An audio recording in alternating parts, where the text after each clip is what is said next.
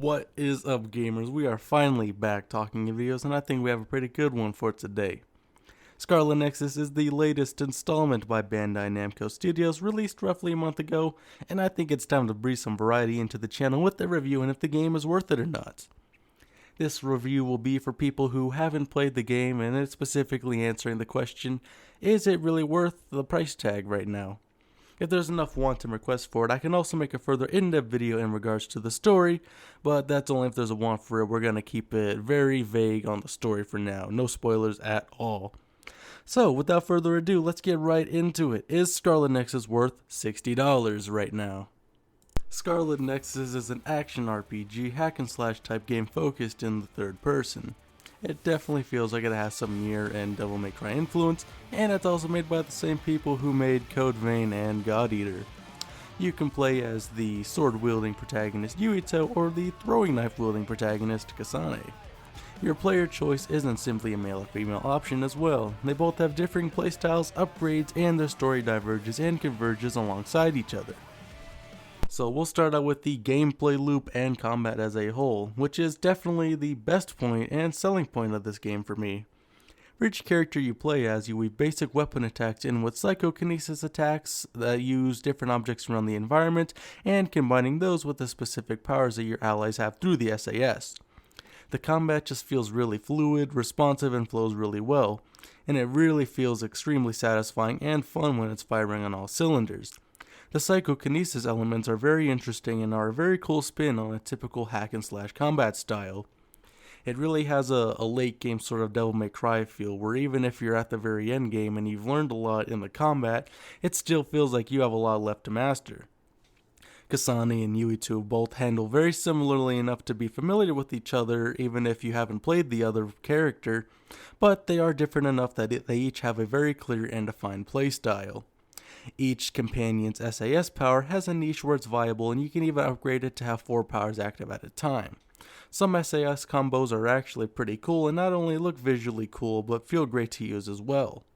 There's also a crush meter, which I compare a lot to the stagger meter from Final Fantasy XIII. So basically, if you wear down the enemies with enough psychokinesis attacks and hitting their weak point, you can insta-kill the enemy with an animation or do very big damage to a boss that you're fighting. It's pretty cool, and each enemy does have a specific brain crush animation for each protagonist. Stay down!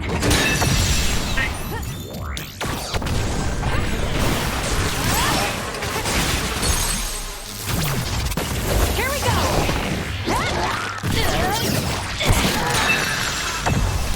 There's also the Brain Drive and Brain Field. So Brain Drive is like an enhanced version of yourself where your attacks go faster and the cost of your psychokinesis meter is less and you get more XP.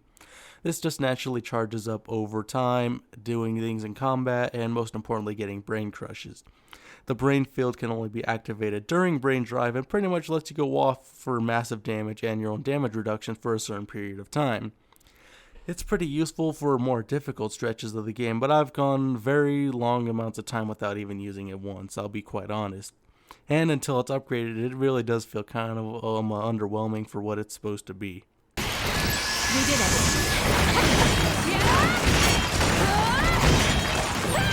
There's nothing you can do. Give up! I'll do it! Track you down and kill you!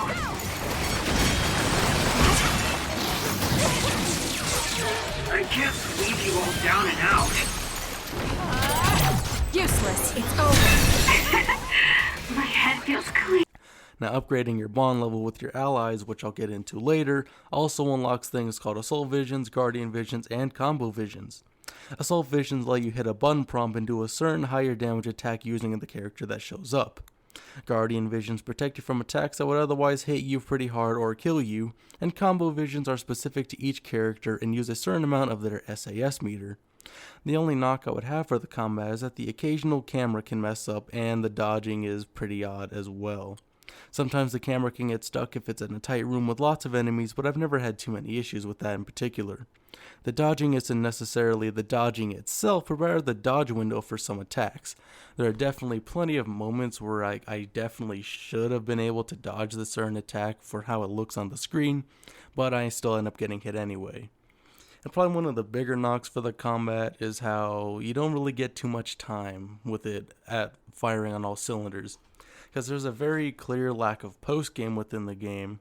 So you don't really have much time where you have all of your SAS powers and everything's going at full speed. You only get everyone's SAS powers for your character after Phase 9, which is in the latter half of the game, as in the last quarter of the game. There also is a lack of difficulty, and that doesn't really feel good considering that, again, it's a very promising system of combat. It's very fun, very fluid, and I think there's a lot that you could build onto it. It's a great foundation. Going hand in hand with the combat, we have equipment and upgrades. Each character has upgradable and purchasable weapons and plugins that increase your stats that can be equipped onto every single character, including your companions. Unfortunately, I only ever really cared about putting the best weapons and plugins on the character I'm playing as. There realistically isn't a good reason to make the companions any better, considering they really are just dead weight. Everything that's scripted, like Assault and Guardian visions and having their SAS available, doesn't even need them to be on the field. Whenever they're on the field with me, it's just there because they are. I don't even notice them taking aggro or doing any specific amounts of damage. They really are pretty useless. The brain map is how you upgrade your skills, and it's quite consistent across both characters, but there are slight differences for playstyle purposes. Unfortunately, some upgrades are way more important to get on earlier on than others. There's an upgrade where you can get up recovery from getting knocked down by pressing B, and that's pretty much an essential, compared to something else like you can pick up items in a wider vicinity. There's definitely a priority for some different upgrades that should just be a normal part of the game as it is. I also wish there was a more of a level of creativity and customization with the brain map, like instead of going for a full meter, you could have it that it recharges faster and does more damage. I feel like having that amount of customization would make the combat that much more varied. It's not a detriment to say, but I think it's definitely something that would be hopeful for in a sequel. Further along with the combat, we have all the enemies and bosses in the game. I think the designs, at least the visuals, are pretty cool, and they all definitely fill a specific role. Some are cannon fodder, some are essentially borderline mini-bosses, and they all have strengths and weaknesses that can be exploited with the SAS system and good enough proficiency with the combat system. The enemy variety does definitely start to wane towards the end of the game, but that really isn't too much of an issue, I think. I think it's pretty varied enough. The bosses, I will say, are pretty lame. I mean, they're not bad to say in the moment especially, but I just don't think they're very memorable. I only really remember the final two bosses, and that's because they're both really well done and take full advantage of the combat system. It's definitely another knock I have with the combat system as a whole, considering it's very promising, so I don't see why they don't have more bosses that really rely on being creative with your SAS usage. Pretty much every fight that's not a part of the final two bosses is just how much is your DPS, how good are you at the general combat system, and not necessarily how can you adapt to different situations using different SAS tactics. Again, it's not a horrible detriment, but it's definitely a very good room for improvement, I think, again, for a sequel. So then we have the story, which I don't want to get too deep into, obviously, for no spoilers, and I don't want to go into stuff that's already in the description for the game as well. The story can probably differ depending on who you are and what your taste is. I'm not someone who watches really anything anime or anime inspired, but I still thought the story and concept was pretty cool, all things considered. People who watch anime and like all that sort of things will probably like the story. I can definitely see it being too tropey and anime-ish for people who don't like that sort of thing, however. It also does deal with time travel, which in of itself is pretty difficult to maneuver because it does fall into a lot of pitfalls and plot holes that most time travel stories fall into. It does explore some pretty interesting concepts, however, especially with a lot of the characters and side Bond episodes, and has some pretty cool twists and reveals all throughout. Some characters and subplots don't go anywhere, however, which is pretty lame and makes no sense. Like specifically, there's two characters who are really interesting and really mysterious, but they legitimately just disappear by the end of the story, as in they just don't show up anymore. I don't think the story is anything to write home about, but I think it's pretty good for what it's worth, and for someone who isn't into anime, I think it's tolerable. The story is also presented in sort of a visual novel sort of style for most of it. There isn't a lot of actual cutscenes. They pretty much set the scene, and the character's sort of faces, the little profile sort of icon thing shows up, and there's dialogue. There's not a lot of actual cutscenes, so again, this sort of storytelling and way of presenting the story may be off-putting to some people. I personally didn't really care at all. It was just a different way of getting the point across, but it definitely was cool, and knowing when a scene is important, seeing that there's an actual animated cutscene to go along with it. I'm pretty much neutral on the presentation of the story. Along with the story, we have the characters, and they can also differ depending on your taste. Again, some of them can seem quite tropey, especially at face value, but if you're into that sort of thing, then you'll like the characters. Again, if you like anime, you like those tropes, you'll like these characters as well. Some characters are quite interesting though from the main cast, and they either flip a trope on its head or are completely unique, and it's quite refreshing seeing these types of characters in the story. I found myself having pretty strong feelings towards the characters and what happens to them, so I think there was a pretty good job in that aspect. I also found myself changing my opinion on them all throughout the story, which I think was a good sign of their character development and how I perceived each character and their personality in relation to what happens around them. So here we have what I think is it's a good part of the game, but it's not in the right home run, and it's the visuals and soundtrack. I can give some good props to a lot of the design in the game, but the overall look of the combat is pretty much alright. I don't think it's nothing too amazing to write home about graphic wise, but I mean, I guess it's not bad, and that's not something to take away from it. I think the entire game just looks good. All the main casts look unique, diverse, and well made, and there's nothing wrong with the style or the visuals. Not really much to say there. The audio is pretty nice as well. The opening song's nice.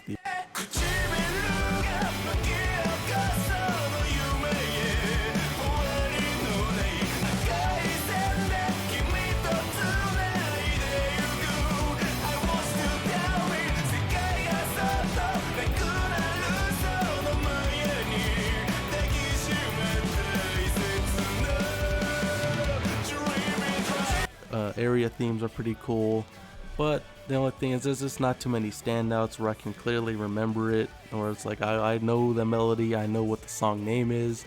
It's just good, pretty much. Not much to say is bad, but it's just pretty average, above average at best. And now we have the bond levels and presence. Now this part of the game isn't required, but I think it's pretty prevalent and a part of the story, and I think it is worthwhile to do. So basically there's a crafting system called the exchange, and this is the only way you get presents, which you give to your allies to raise their bond level. Raising their bond level not only has a story prevalence, but also affects your gameplay as well in combat. Leveling up bond level with certain characters increases the efficiency, strength of their SAS, and unlocks things like their combo visions and all that, etc. Each character has 10 presents from each protagonist as you play through the game 2 times on the same clear save, and that's how you get the achievement for all the presents and the hideout pictures. It really isn't hard to do, I don't think, at least. I only had to farm for certain items once or twice, and it really is pretty cool seeing the hideout fill up with all these presents and seeing the characters actually use them. And it's really cool seeing all the personality shine through the characters when you come to the hideout using these different items that you give them. There's a character who has duplication as their power, and you can see them giving themselves a massage. There's a character who goes invisible, and you can give him a magician hat, and he's sitting there invisible with the hat on his head. The Bond episodes are nothing too crazy if you don't care about the characters or the story, but I think they're actually pretty interesting if you do care, and they really give pretty good insight to what would be otherwise just really two-dimensional characters. There is a very big glaring plot hole with them, however, and if you play the game, you know exactly what's wrong with the Bond episodes at times. Overall, it's pretty cool, and I really love seeing the hideout looking really cool and filling up as time goes on, and the Bond episodes are pretty cool and in depth. And so we've reached the first point of the game, which I think is entirely just not good, and that's the side quests.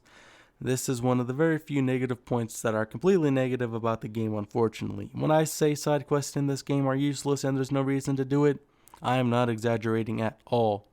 There's like over 60 of these things, and all of them are some variation of a fetch quest or kill this enemy in this certain way. Not only is that very monotonous and boring, the rewards are actually not good at all.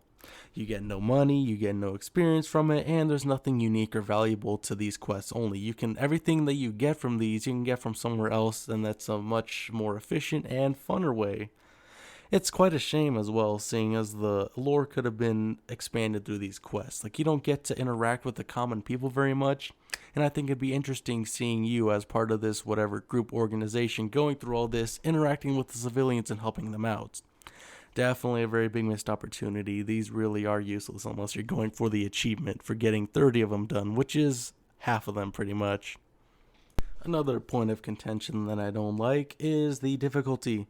Unfortunately, as good as the gameplay loop and combat system is, the difficulty is just not there. The game isn't hard even on the hardest difficulty. That isn't to say that the entire game was a complete cakewalk, because it wasn't. There were definitely times where I had to use a lot more healing than I anticipated, or got close to death a few times, but there was never a single moment where I was stuck or really felt like a certain area or boss was that difficult. I never died more than 2 times in one place, I'm pretty sure, and this issue gets exacerbated if you do a second playthrough as the second protagonist. If you have your stuff carry over, which you should, it is a complete cakewalk until the latter half of the game. I just wish there was more difficulty overall, just so that repeated playthroughs and getting later on, it feels a lot more fun to play. And it could use a lot more of the combat system as well if it's a lot more difficult, instead of having to just mindlessly mash through everything. And finally, that brings us to customization. This game has quite the amount of customization options, if that is of interest to anybody. There's a few costumes available through pre-order, DLC, and getting bond levels to a certain level. There's also a ton of accessories available through the shop and the exchange. There's plenty of color choices, and all cosmetics can be applied to other characters as well. I think there's a very big amount of options for customization, which is always really cool, and it does show up on your character in cutscenes, even the animated ones. You get to see your characters wearing whatever you put on them. Some items look pretty stupid, but I don't know. With how much variety there is, there's not much to complain about. It's just a lot of customization, real cool. 3 slots for each character. Really can't go wrong with it if you like customization. And now we have reached at the end, the verdict. And it's the moment we've all been waiting for, the big number score at the end. If I was to rate this game out of 10, I would give Scarlet Nexus an 8 out of 10. A very good game, I think, that can appeal to most people, even those who aren't even into anime-inspired or anime-esque games. The gameplay loop and overall feel of the game are entirely worth the price point. My first playthrough on Kasane was roughly 20 hours, and my Yuito playthrough was about 15. 100%ing the game would probably take 45 to 50 hours, assuming you don't skip much of the cutscenes. One playthrough was even good enough for the price point as well, I think. The story is skippable, and doing bond levels is still an option, considering you can skip the episodes even if that's not what you like, if you don't really care about them. I'm not one to replay games, but I gladly did a second run through of the game, skipping only a few mutual sections of the story, that is. I think it's just a very good game overall, but I think there are definitely a few issues that keep it from being really good in that really 9 out of 10 plus tier, where it's a borderline masterpiece. It's a very good game overall, though. I think it's very much worth it, and something I think you can invest your time into, and it's real fun. And there's hope for a sequel, too, so hopefully there's a lot more variety and a lot of more things that can be improved on that this game did fall short on. I would recommend for anyone looking for this style of game, or whoever wants to try this sort of style of game, even if you're not into this sort of deal. And with that being said, boys, thanks for watching, gamers. We out.